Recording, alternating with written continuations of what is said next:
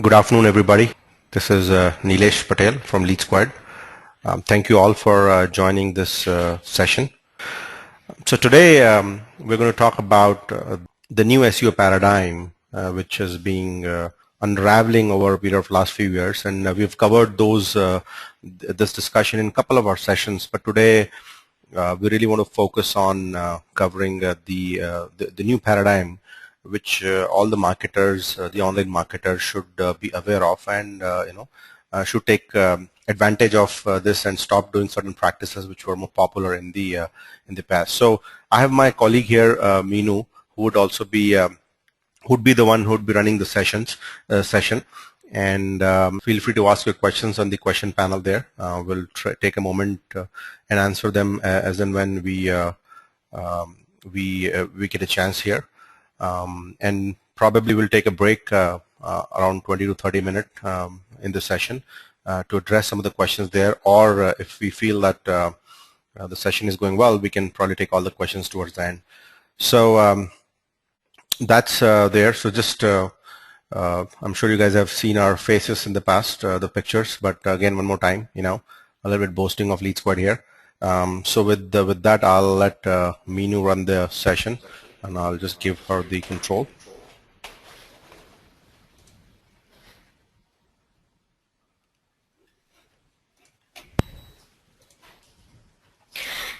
Thank you, Nilesh. Hi, everyone. As you guys already know, the topic of the webinar today is the new SEO paradigm. A lot of changes have been happening this past year, especially. We'll try to cover that and the current paradigm, the paradigm shift that has happened in the webinar today. So let me quickly take you through what exactly it is that we'll cover. So we'll discuss what SEO was in the past and how it is still mistakenly perceived, how it has evolved during the past few years, what this new paradigm means for the businesses and marketers, and what more can be expected in the future.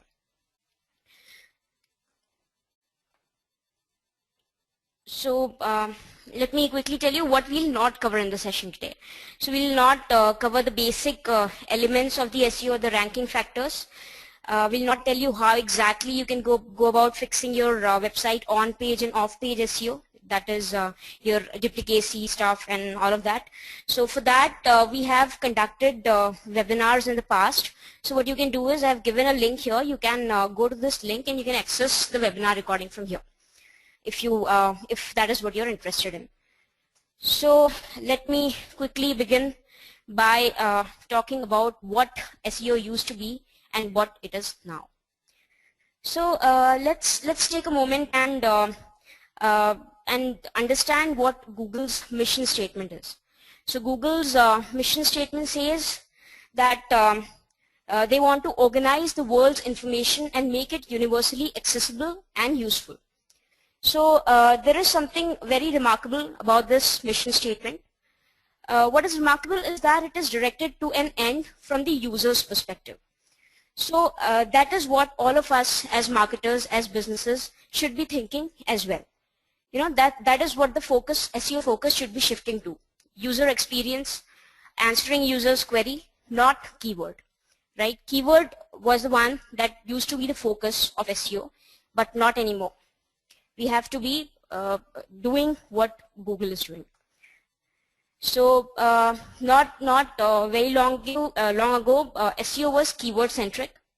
So keywords were the main focus, even if that meant stuffing keyword in. So this is how generally how it would work. Marketers or SEO professionals or businesses, they would identify a few specific keywords relevant to a business and would stuff those keywords inside the website content. So that is how it used to be.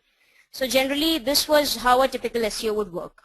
A basic keyword research around your business, base your website content around that particular keyword research, try to get all the relevant links around the same keywords, look at analytics, search term data find the quality of traffic you're getting from particular keywords, and make changes to content accordingly.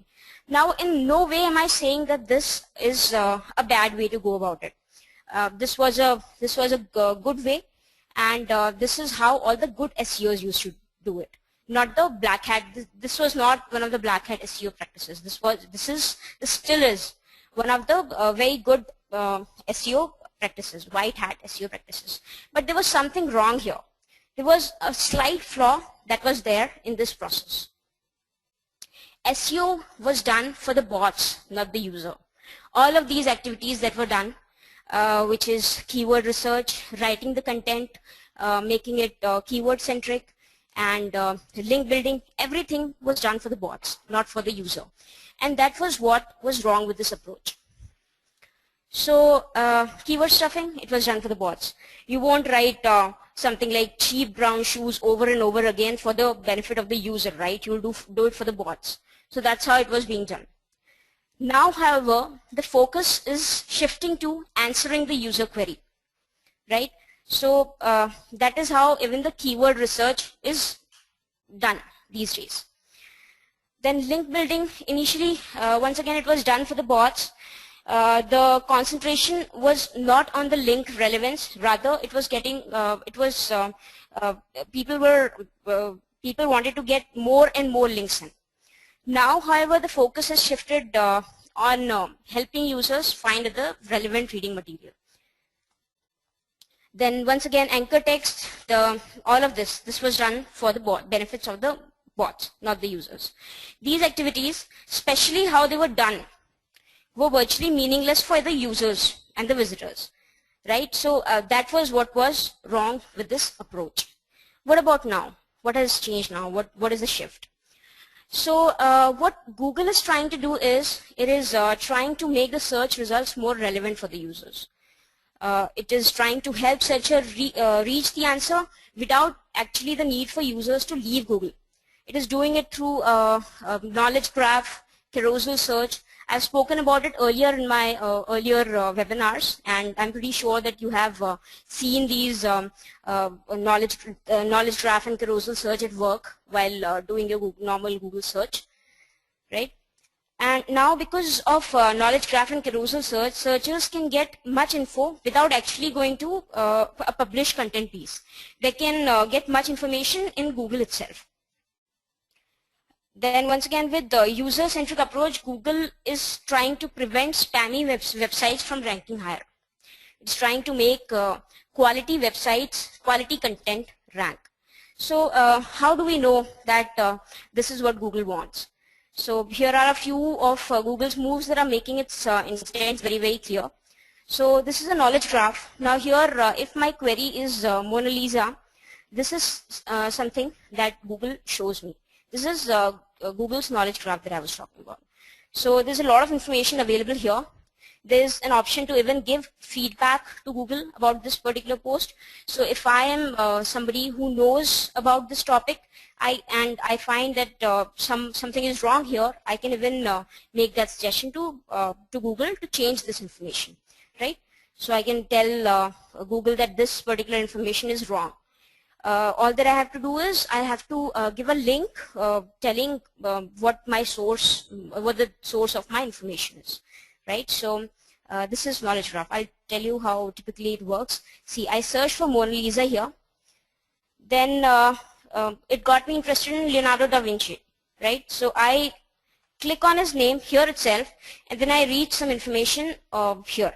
Now, as you can see, I'm not really clicking on any of these published search results that Google is showing me. I'm just going through these this particular knowledge graph, right? No, so once again, I got interested in the artwork thing here. I clicked on one, and then I'm shown all the different artworks that are there that are associated with this particular search query.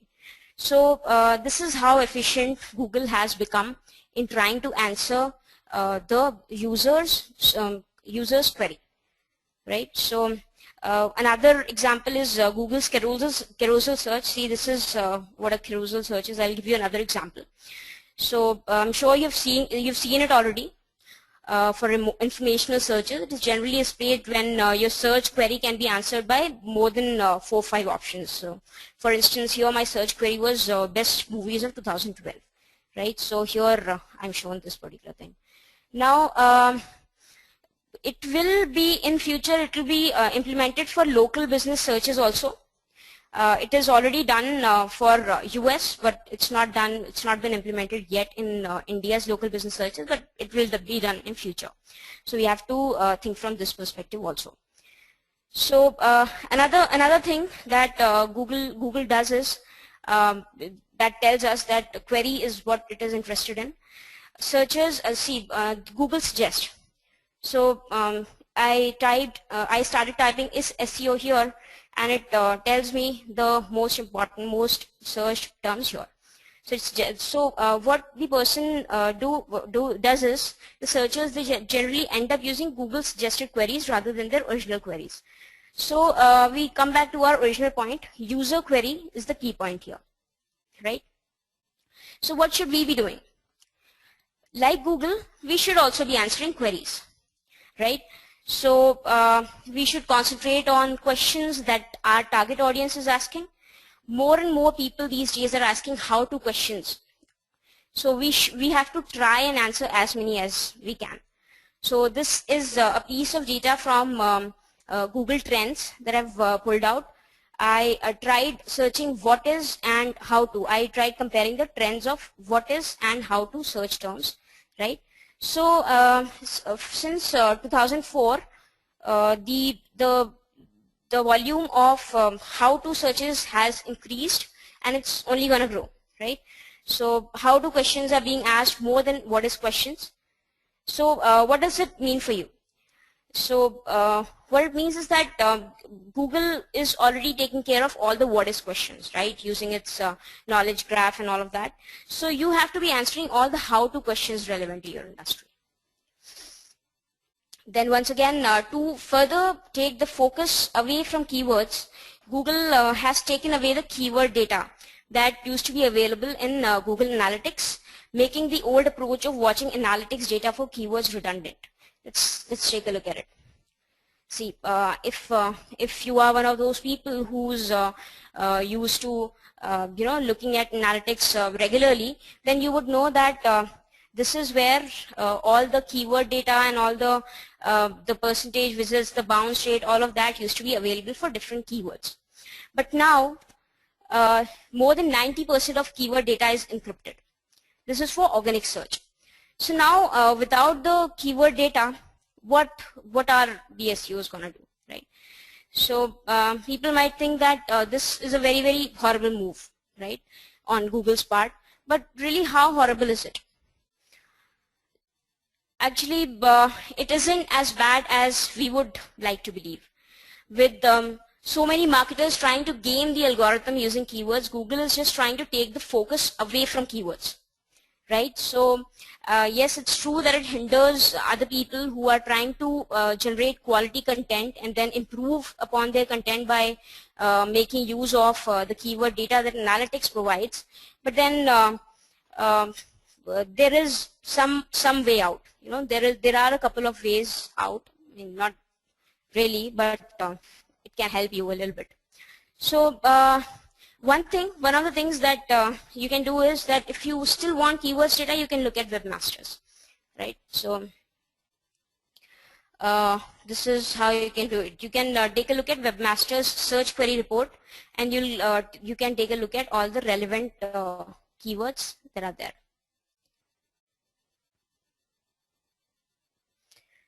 So yeah,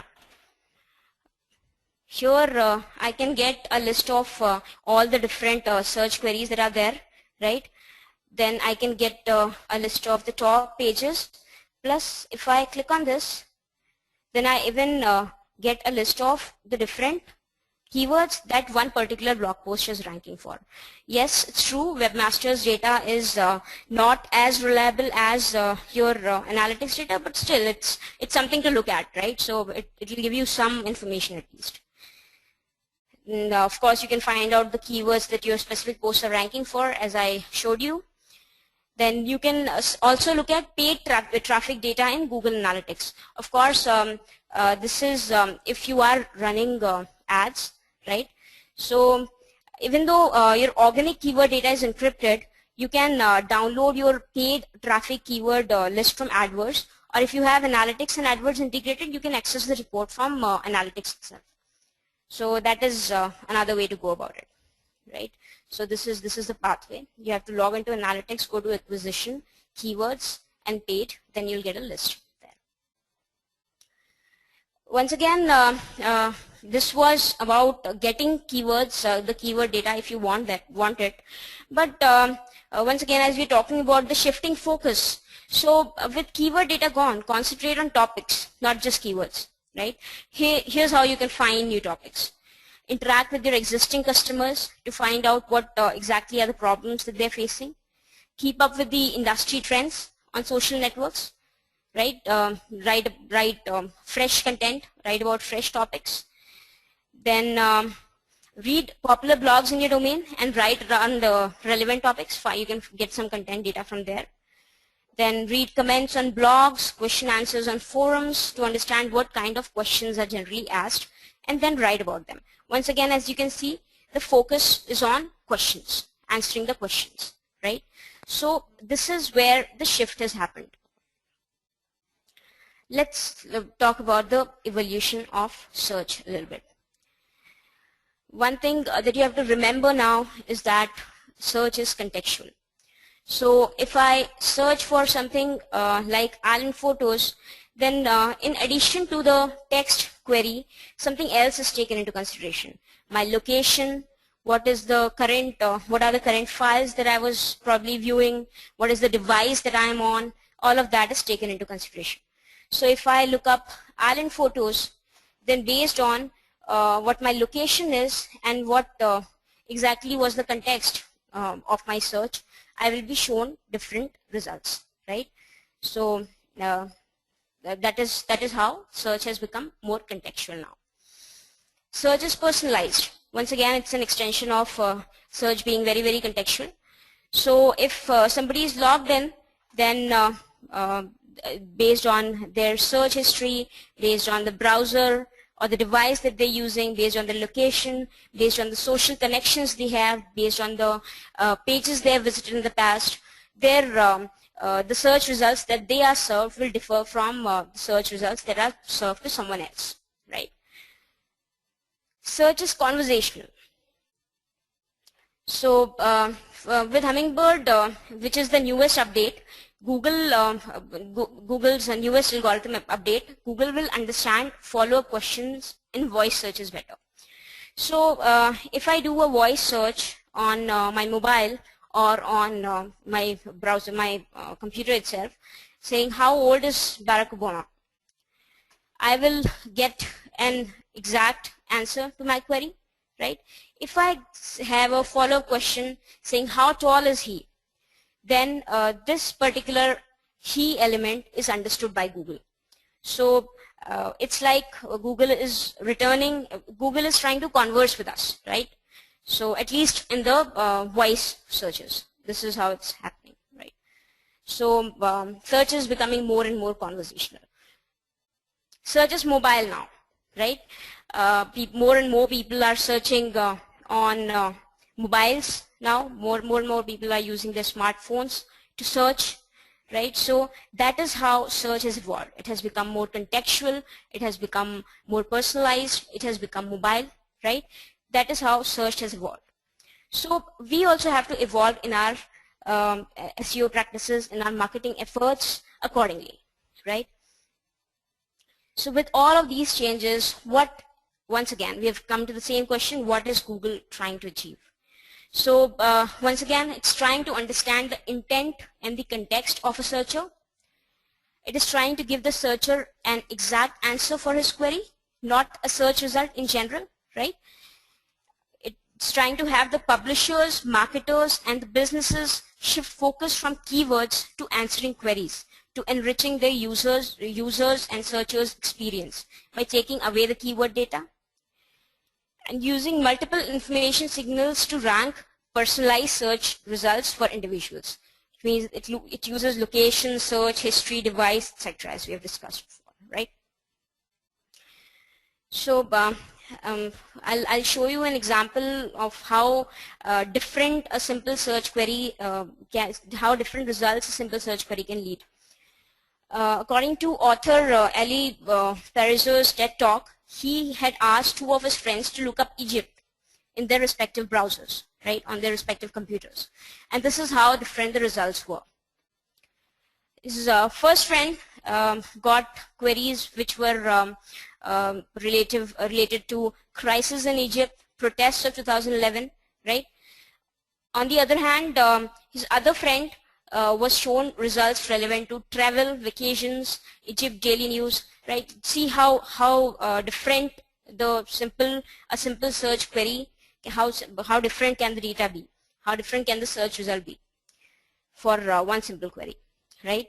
So this result would probably depend on their prior pages that they would have visited, the prior searches that they would have done, right? So that is how Google is trying to make search results very, very personalized to people. Let's talk a little bit about the history of this change. This change is not abrupt. It did not happen suddenly, right? It's been an evolutionary change. It's been very gradual, right? In fact, Hummingbird has been one of the most subtle and evolutionary changes that Google has done. People were given enough time to adapt, as Google has been saying since Panda and Penguin updates, to concentrate on user experience, answering the user query, creating quality content, right? Google has been saying, talking about this for quite some time now.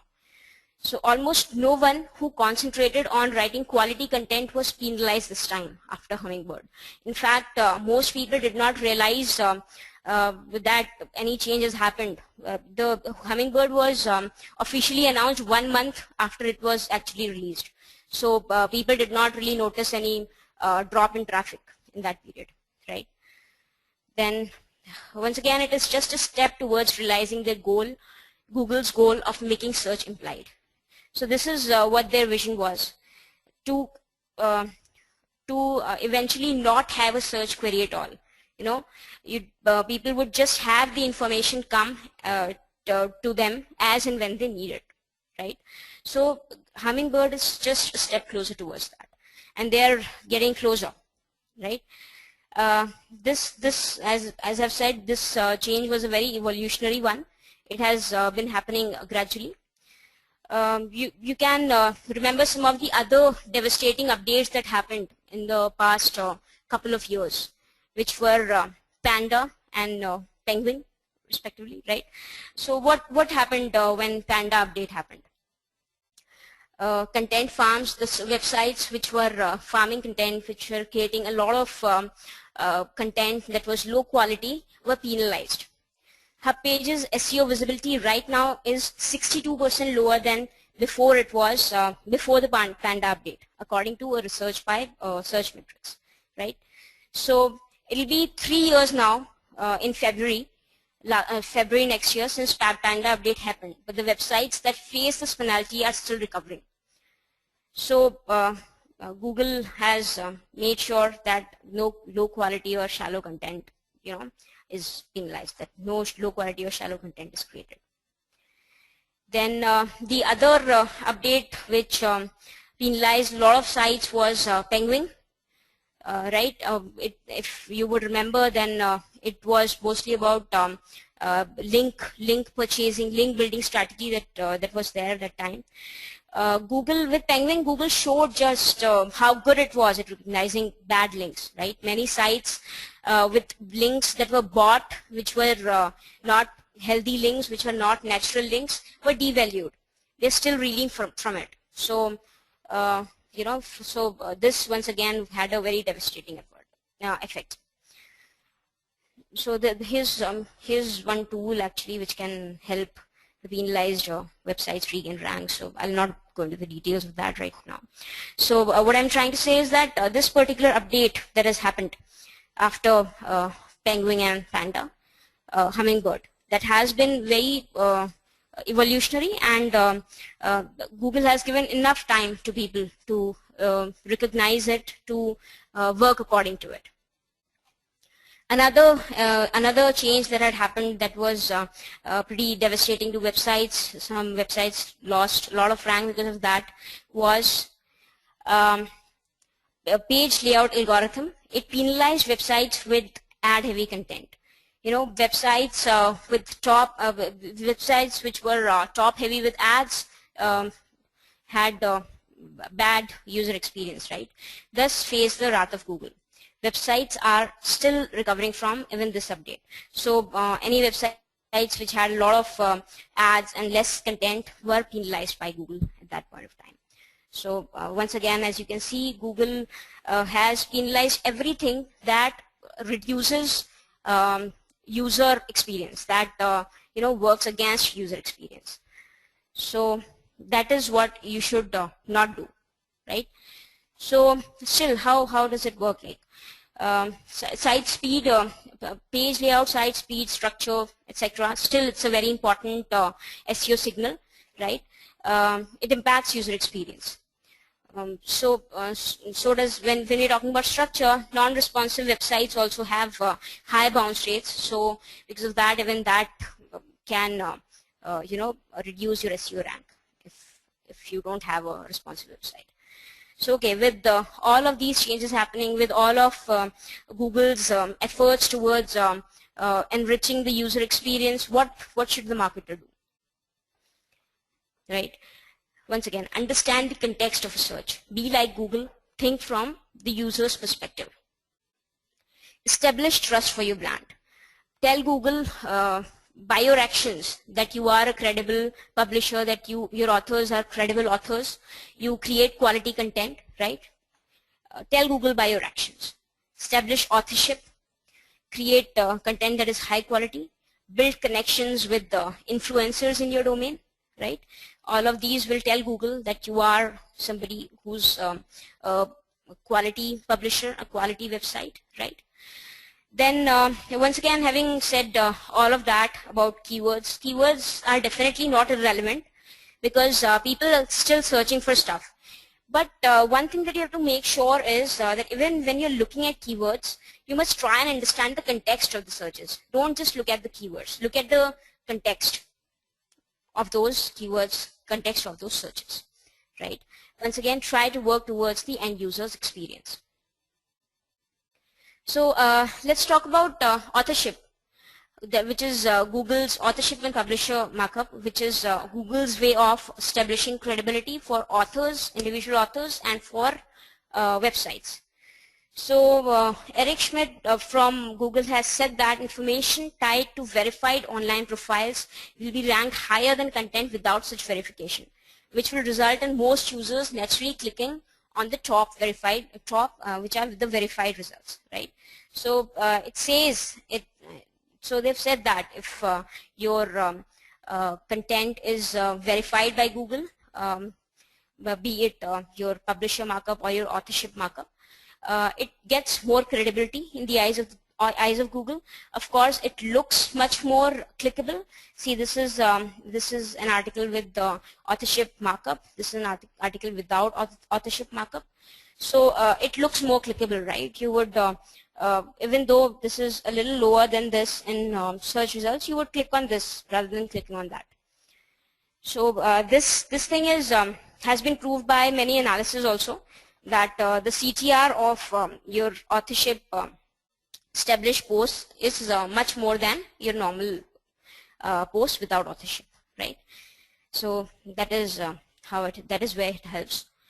However, you are establishing authorship, but your content quality has to be good too. You cannot trick Google into thinking that your content is high quality just by establishing authorship and then serving crappy content to people when they click through and come and try to read your blog post. If you give something completely different or something which is not high quality, then once again your content will be devalued by Google. This is how it will happen. See, so people are clicking on it coming to this blog post, and suppose they don't think that it is relevant, it did not probably answer their query. So of course they'll bounce off, right? On page time would be low and the bounce rate would be high.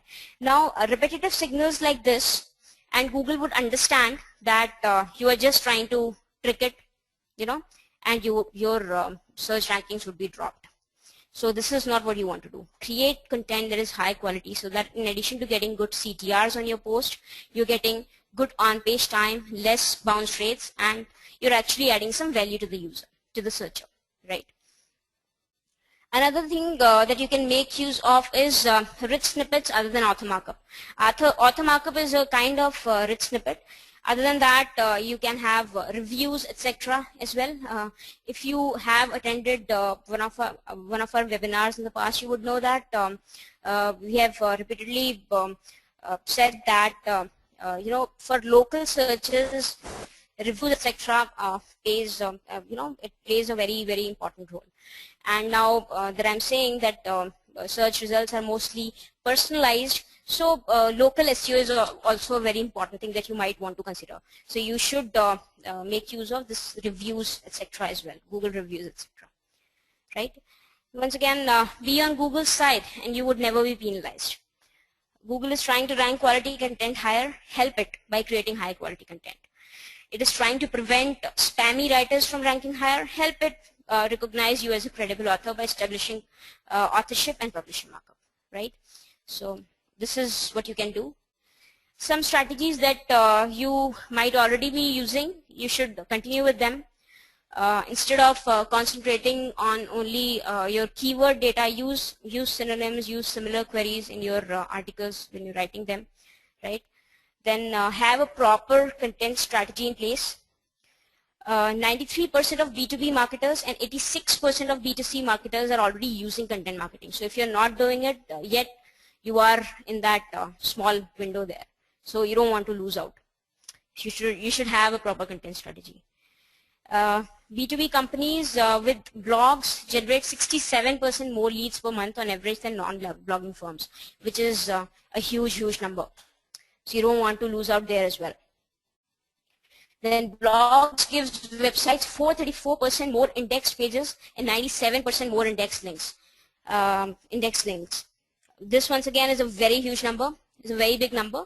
So you should, if you are doing this, you should continue doing this. If you're not doing it yet, have a content strategy. Then you should concentrate on relationship building, connect with influencers, right? So this is how it works. If you are connected to influencers in your field, your author rank would necessarily be higher. Author rank is once again a metric that is measured depending on how good is the quality of content that an author writes, how frequently he or she writes, how good is the domain authority of the website where she or he writes, right? So this is one established metric. Now there is actually a tool which will help you measure author rank as well. So yeah, you can be on a lookout for that. Then once again, better yet, if these influencers are actually talking about your content would have better page authority too, right? This means better link choose for yourselves. Then these backlinks from influencers are the best kinds of links out there. So you want to have, instead of your older link building strategy that concentrated on the quantity of the links, now quality of the links matters, and this is a very important part of it. So this is what marketers should do, and they should continue doing if they're already doing it. So what lies ahead? What's there in the future, right? So once again, Google is trying to give better information faster. It acquired Wavy. It used to curate content from thousands of sources across the web to give meaningful information. Google bought it. Now Google is of course gonna make use of it to display your normal your search results, personalized search results faster. Then once again, Google is trying to make the search more personalized. It acquired Behavior for that. what did behavior do? It was looking at people's locations, behaviors, and activity through the day to map their behavior. Now Google has acquired it. It would this would definitely help Google make the search results more personalized, right? So that is where it's headed. The SEO is headed. Once again, these are the factors that matter and would continue to matter. Trust, credibility of the author, credibility of you as a business, as a publisher, right? Quality of the content that you create, context, that is understanding user intent, understanding user context, and taking actions and accordingly. Getting influencer attention. This once again will happen if you create quality content, if you do stuff that is actually helping the users, right? So here's the bottom line. If you're putting user experience and answering user query before anything else, you would not be penalized at all going forward, right? And that's how you should continue. So, okay, so that's about it for the webinar today. We'll I'll just stop now. We'll take some questions. Thank you, Meenu. Thank you for the nice presentation and covering the SEO topic in a different perspective than the typical keyword discussion, which eventually becomes a keyword discussion with SEOs. I think very valuable stuff. So, folks, please feel free to put your questions here, and we'll try to address them. So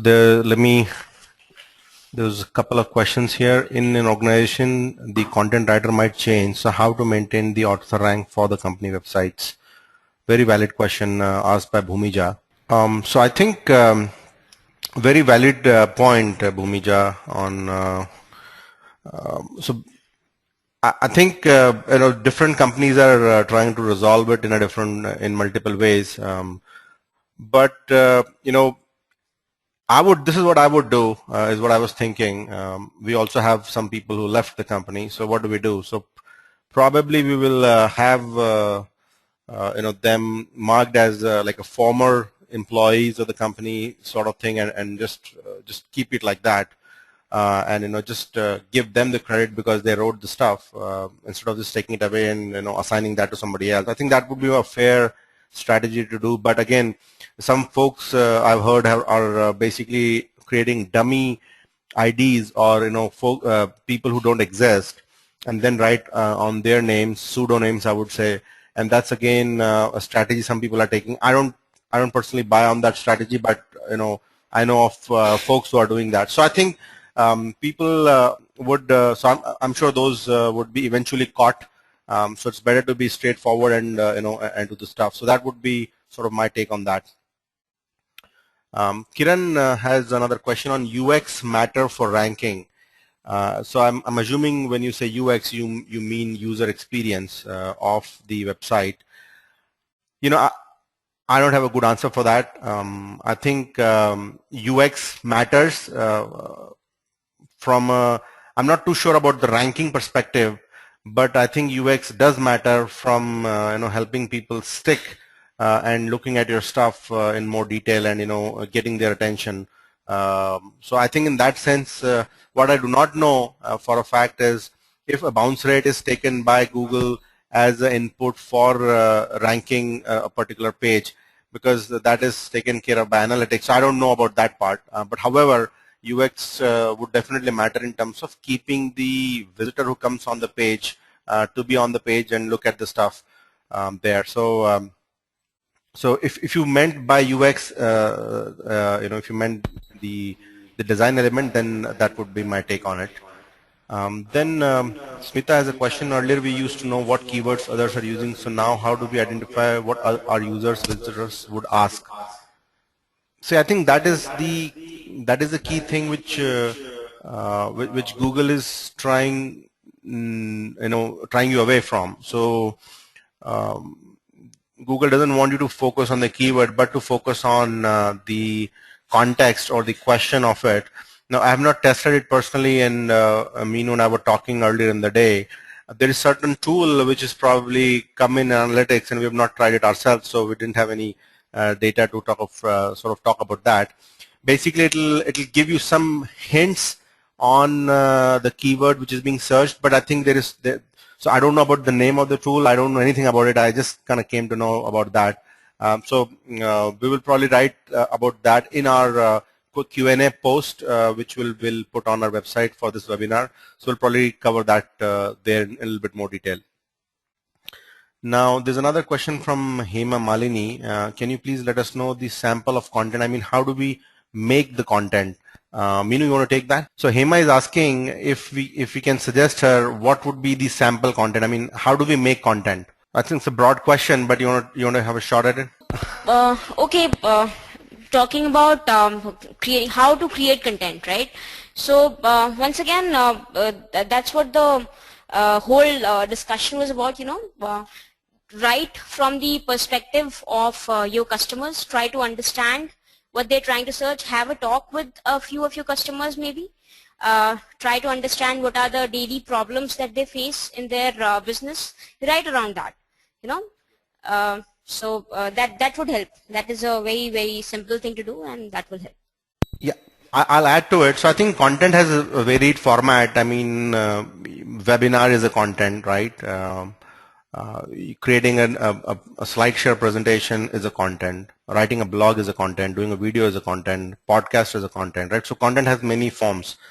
I also see the follow-up question as required by Google Hummingbird. So Hema Malini, this is where you're getting it wrong.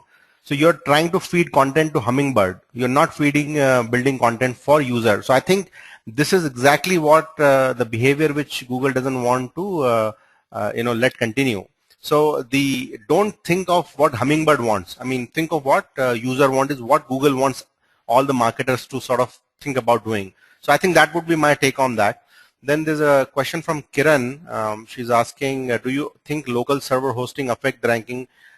I think it does. I'm not too sure about the hosting piece, but what I've heard and I've seen is that the site speed has an important role in the ranking. So if your site is really poor, as in when I say poor, meaning the site load speed is running like seconds to like minutes, then there is a problem. You have to go and address it. So I think that definitely is a big thing. So I think all the folks here who who want to pay as minimum as possible for hosting should really rethink on that element and probably go and look at what you can do from improving the hosting in terms of improving the site speed. There are tools available for that. Google Analytics itself help you find that. I think there's a tool called PingDom or one of those or WP website test or something like that, which you will probably write about that, which will help you check your site speed. Do spend time on looking at that. That's important. Then Manoj is asking any sample structure of page or page layouts.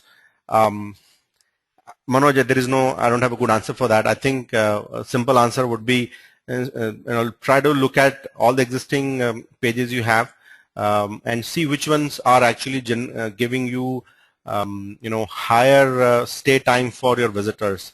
I think that probably will sort of give you an idea about this is not a good answer for the question, but you can take that as an example of the page structure layout. Meenu, you want to add on that? Yeah, in addition, what you can do is, for instance, I'm talking about blog here. So you can have, so you're writing about a particular category, a particular topic. So you can have your relevant blog post there on maybe your right side of your right sidebar or something. So what that would do is, in addition to the user reading your present piece of content, if they are interested in knowing further, they can go to your other blog posts as well and read them. So that would increase your on-page time for your website. So that can help, having elements like that. There's an interesting question, I think, is from Kamal. He's asking how to find contextual keywords more effectively. So now, I don't know about the effective method, but I think we can definitely talk about some of the good ways to talk. And you want to take that, Meenu? So basically, so contextual keyword, I mean, I think most of them would emerge from what your users are actually searching for. Now, there could be there is an interesting one argument against that. Let's say if you have a product or service which nobody is aware of, then how would you know the context, right? So I think you'll have to really spend money on ads, I would say, to put that sort of product or service in front of the people and let them first find it, and then only when that gets popular that you would have people asking for that stuff. So I think contextual keyword really emerges from what your actual users or customers would be potentially searching for, and the ways to find that would be your forums, your when I say forums, meaning your Quora kind of sites, your LinkedIn groups where people are there, those forums. And then you may also look at some specific, let's say if you're focused on a particular industry, then you'll have sites and forums and communities for that particular industry or vertical, and then there you can sort of find those questions which people are searching for and determine your keywords there. So very long answer to the short question. I'll move on to the next one. Let me just see, there's a long question here. Let me just hump on images and words. Okay, here is a good question from Ravindra. How important are images in the overall search effectiveness? A page that is too verbose is too boring to read, while a page that has a good image to explain the same thing have a better UX. What is your view on this? I think the only way an image would go negative on the page would be if it's too big and it affects the site speed. Apart from that, all you said is all right. I mean, I think it's just going to help the cause of the SEO and the cause of the user who's coming on your page. So I think we're all for it. Yeah, and also one more thing is that not only do images rank in Google image search, but one more thing is that Pinterest has become a very important traffic driving platform. So if your infographics or if your images which explain a particular concept are good enough, they get pinned sufficient number of times so they can get a good amount of traffic to your website. So from that context also images can be good. So yeah, images are a good thing. Yeah, Ravindra has a follow-up question. He's asking, if we have good images on the page, how does Google differentiate these from advertisements? Now, I think these are two different things. When we talk about images in a page, I was assuming that you're referring to the organic search. See, advertisements are all paid business. So you get what you pay for, and if you're paying for a click, you will get the person visiting your respective page. So I think these are two different, in my opinion, if I understand your question correctly. Now, there's another question from Jagdeshwari. Do we require Google authorship for business corporate blog? I think yes. I mean, you don't require, but it's good to have, and it's really very good to have that. I'm telling you, we've seen benefits of that not only for us but for some of our customers. Yeah, because it's more about relationships also now. If you have an authorship, which means that you'll need to have a Google Plus profile as well. So if you are maintaining dialogue with your customers and with people, with users, then that once again will give you some you and your website some value. If we there's another one. If we shifted the server example, previous hosted in US and now in India, and the site is made for Indian public. Kiran, probably that was a follow-up question to the earlier server hosting. See, I think that brings a different perspective in terms of we're only talking about site speed, but if you're really moving the site from one hosting place to another, I think that's really boils into the international SEO sort of question. If I think that's what probably you're referring to. But if the site is made for Indian users, and if they are getting good experience of or the site speed is high for Indian users, I think that is going to help you. Now, in respect to if your target audience is in India and you are hosting the site in US, then it's a good thing that you bring that hosting to India so that your pages are served fast to the users, and it's going to help overall. Overall, it helps your cause of getting the attention of Google in terms of ranking. Okay, Jagdeshwari is saying, is another question, can you provide me with an example of how context works rather than keyword? I think there are ample, probably some of them were covered by Meenu in the presentation.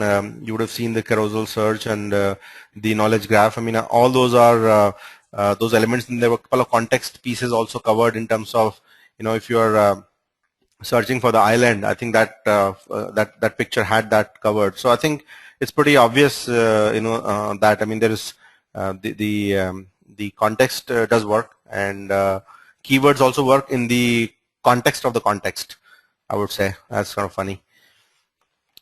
Then there's a question from Rajul. I wish to know if keywords are irrelevant, then why are they used at all? If it is to rank better, then what would you suggest would be an analyst strategy to get your blog to be ranked higher, better, giving higher quality content? See, Rajul, I think, Meenu, you want to take that? I think that.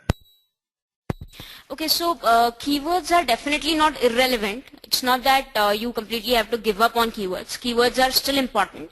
All that you have to do is, instead of just concentrating on those keywords, you have to understand the context of that keyword, right? That is what we're trying to emphasize on. Perfect. Then there's a question from Smita. We are targeting US market, but all our marketing is done from India. Will that affect our SEO? I don't think so. I mean, marketing is done by people, so I don't think that affects the SEO at all. As in, if you're writing content here, your authors are based in India, it doesn't matter. I mean, as far as I know, it doesn't matter as on date. So if it changes in future, maybe, but not at the moment. Okay, I'm just looking at, will it make a difference as to which geography the site is hosted versus hosted in versus the target market? Ravindra, I really couldn't get that question.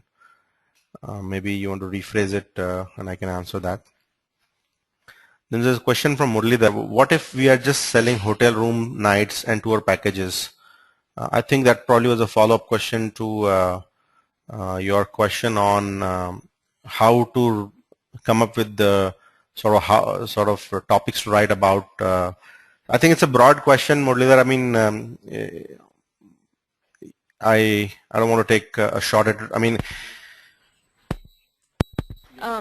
yeah, I think if that is your kind of business, then more than anything else, I think you should concentrate on Google Local also, because probably you'll be trying to concentrate on certain geographies and all.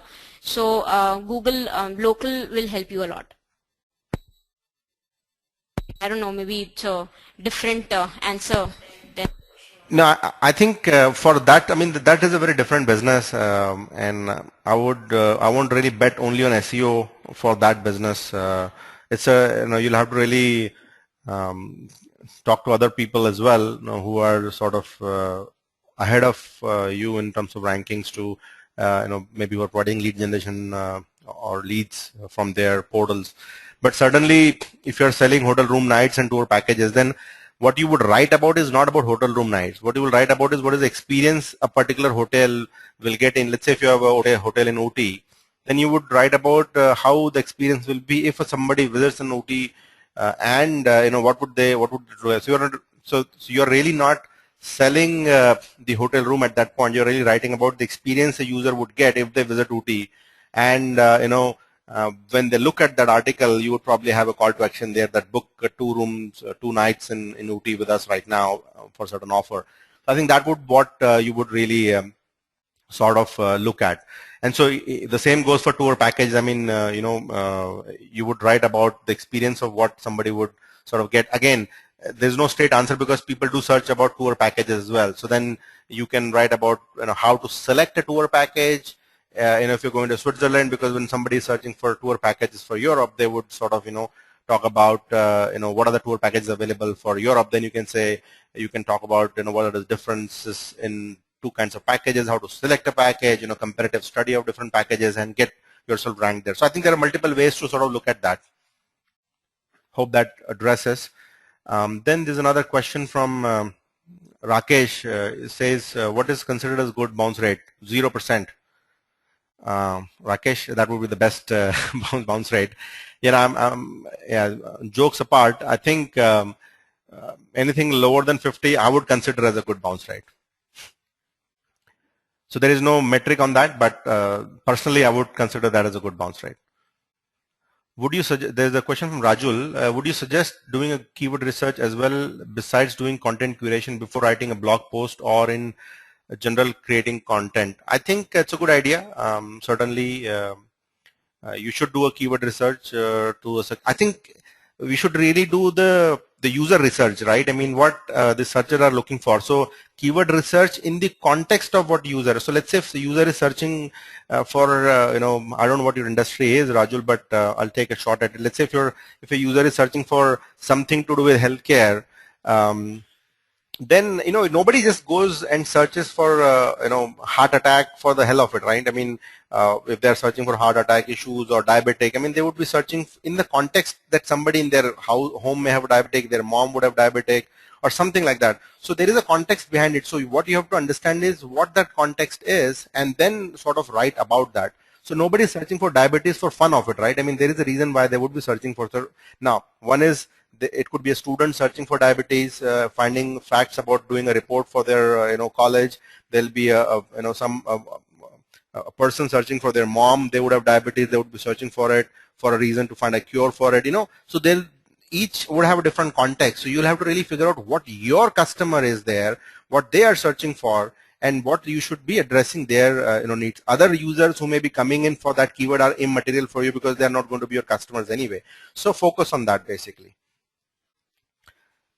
Does a good page rank website always opens on top position? Manoj, we are not going to take this question. I'm sorry.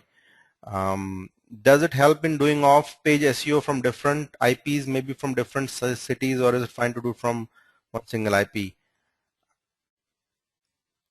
I don't think it matters. I don't know. I mean, as long as the folks who are referring to your off-page stuff are high quality for influencers themselves, that would be that should do the job.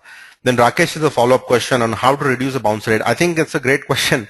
I think reducing bounce rate means probably having some more sort of gadgets on your site to engage the visitor further would help you reduce the bounce rate on the page. So if somebody is coming to your page and they read through stuff, and before they close their browser window, you may want to sort of, there is a survey you want them to take, or so if they actually go from your site and from another to another page on your site, if you're able to do that, I think that should reduce the bounce rate in general. Then there is a question on how to improve page rank. I think I don't have an answer, good answer for that.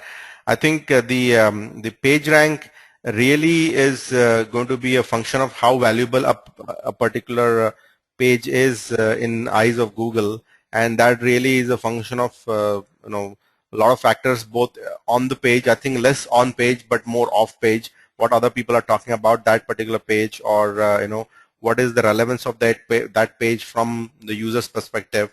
So I think that would really contribute to the page rank. So I think one should not really overly worry about page rank as such, and keep the focus on addressing user queries. I think at some point you would catch up on the page rank too. Lakshmana is asking what is the difference between digital marketing and SEO. I think we will not take that question, Lakshmana. Well, I think we have answered most of the questions here. And then, so whatever are remaining, folks, we will try to address them in our follow-on blog post, which will have the FAQs of this particular webinar. So that's what we would be doing. Thank you very much, everybody, for joining this session and taking out your valuable time to listen to us, what we have to say, and taking some of the questions, asking some of the questions to us, and hopefully we were able to address most of them for you. Whatever we couldn't, we'll try to address them in our in the follow-on post. So you all have a great new year. We should be talking to you probably next year now, in next year. So you all have a good one, and make sure you don't drink all night, right? You have to wake up. Thank you all for this, and you have a good one.